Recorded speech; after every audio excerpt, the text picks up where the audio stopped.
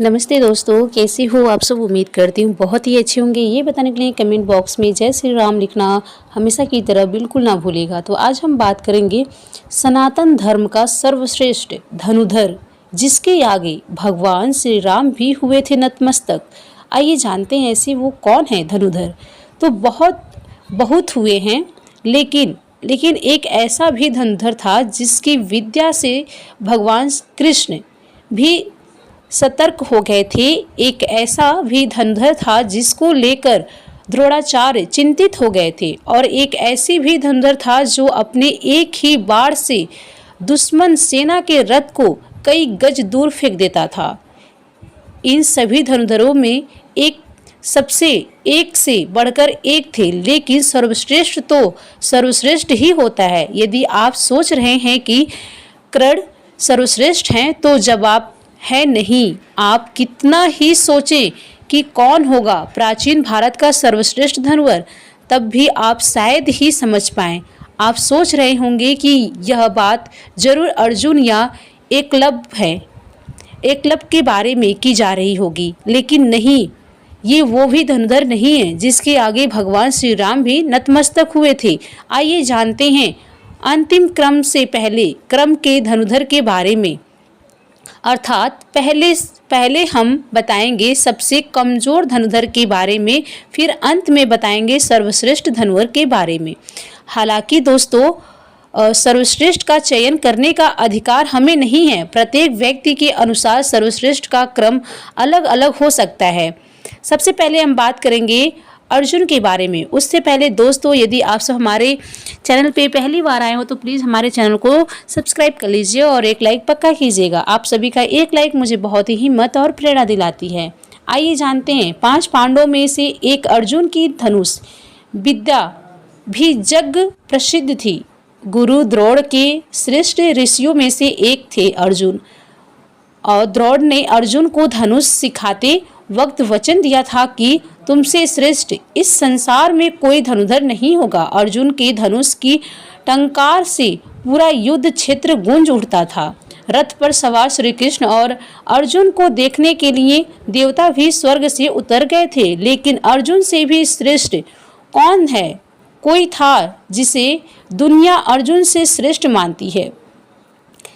आइए बताते हैं आगे। एकलव्य, पीछे से शुरू करेंगे तो ये 7वां है। गुरु द्रोण की मूर्ति बनाकर मूर्ति के समक्ष एकलव्य ने धनुष विद्या सीखी थी। गुरु द्रोण को जब इस बात का पता चला कि एकलव्य अर्जुन से भी श्रेष्ठ धनुष बाण चलाना सीख गए हैं, तो उन्होंने एकलव्य से पूछा कि तुमने यह विद्या कहाँ से सीखा।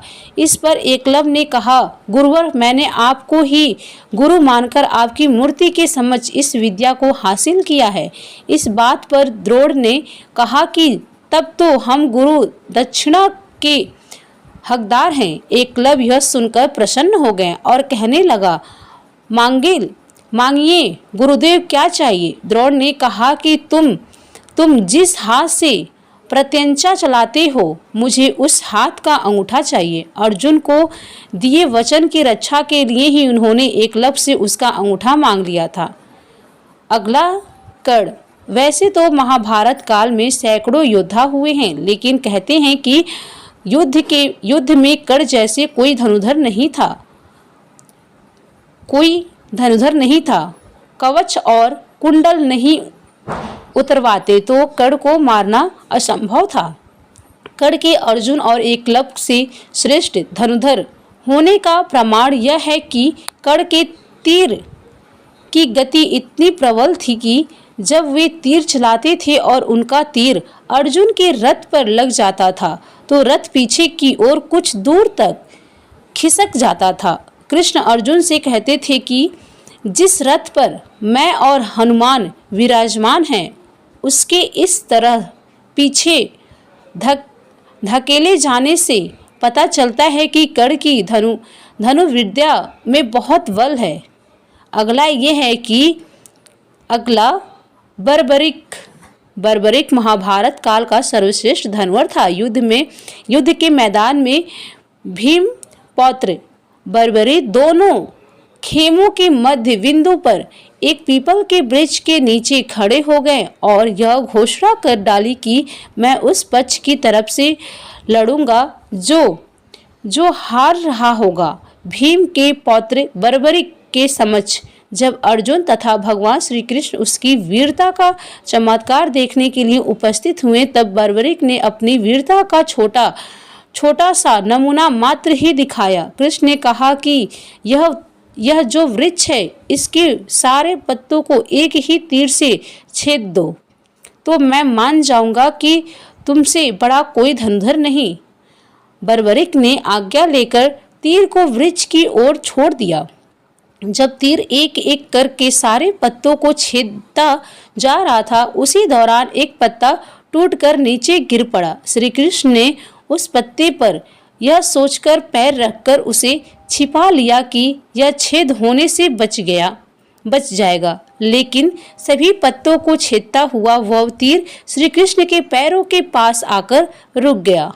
तब बर्बरिक ने कहा, प्रभु, आपके पैर के नीचे एक पत्ता दबा है, कृपया पैर हटा लीजिए, क्योंकि मैंने तीर को सिर्फ पत्तों को छेदने की आज्ञा दे रखी है, आपके पैरों को छेदने की नहीं।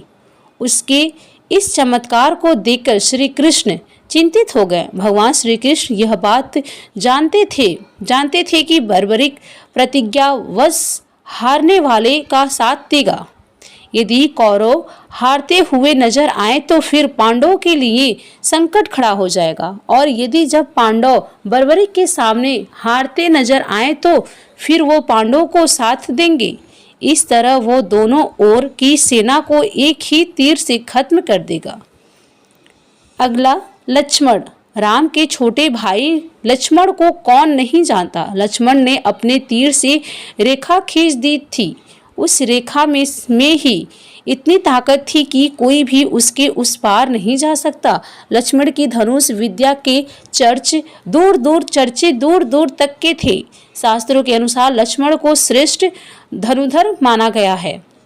लक्ष्मण ने राम रावण युद्ध के दौरान मेघनाद को हराया था, जिसने स्वयं युद्ध में इंद्र को परास्त कर दिया था, इसलिए मेघनाद को इंद्रजीत भी कहा जाता है।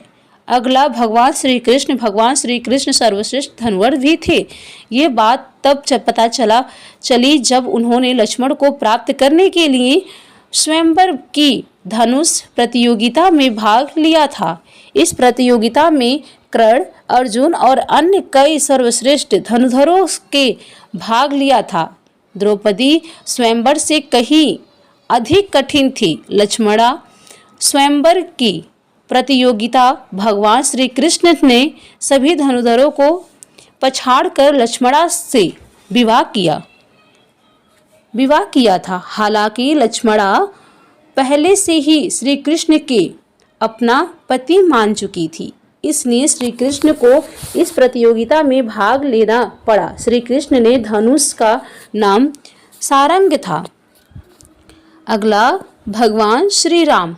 एक बार समुद्र पार करने का जब कोई मार्ग नहीं समझ में आया तो भगवान श्री राम ने समुद्र को अपने तीर से सुखाने की सोची और उन्होंने तरकस से अपना तीर निकाला ही था और प्रत्यंचा पर चढ़ाया ही था कि समुद्र के देवता प्रकट हो गए और उनसे प्रार्थना करने लगे कि भगवान श्री राम को सर्वश्रेष्ठ धनुर्धर माना जाता है। हालांकि उन्होंने अपने धनुष और बाण का उपयोग बहुत ही मुश्किल वक्त में ही किया।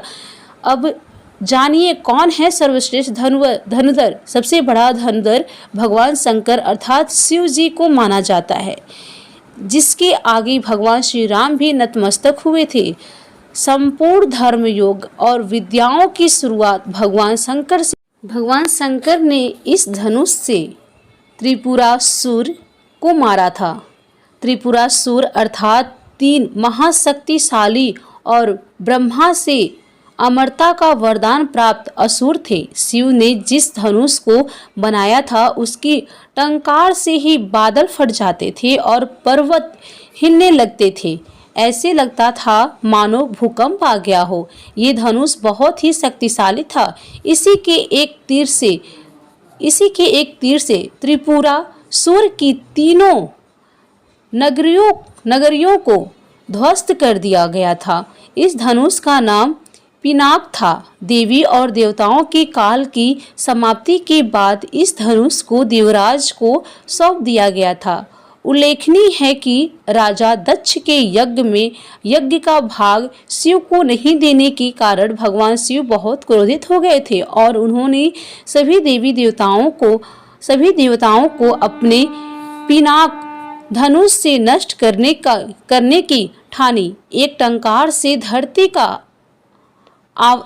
वातावरण भयानक हो गया। बड़ी मुश्किल से उनकी क्रोध शांत किया गया था और तब उन्होंने यह धनुष देवताओं को दे दिया गया। देवताओं ने इसे राजा जनक के पूर्वज देवराज को दिया। राजा जनक के पूर्वजों में निमि के ज्येष्ठ पुत्र देवराज थे। शिव धनुष उन्हीं की धरोहर स्वरूपी राजा जनक के पास सुरक्षित था। इस धनुष को भगवान शंकर ने स्वयं अपने हाथों से बनाया था। उनके इस विशालकाय धनुष को कोई भी उठाने की क्षमता नहीं रखता था, लेकिन भगवान राम ने इसे उठाकर इसकी प्रत्यंचा चढ़ाई और इसे एक झटके में तोड़ दिया। बोलो प्रभु श्री राम की जय। वही जो राम रची राखा, को करे तर्क बढ़ावे शाखा। उम्मीद करती हूँ दोस्तों ये वीडियो आप सभी को बेहद ही अच्छे तरीके से समझ में आया। तो प्लीज़ हमारे वीडियो को लाइक, शेयर एंड सब्सक्राइब जरूर कीजिए। फिर मिलेंगे नेक्स्ट वीडियो में ऐसी एक नेक्स्ट कहानी के साथ। तब तक के लिए धन्यवाद।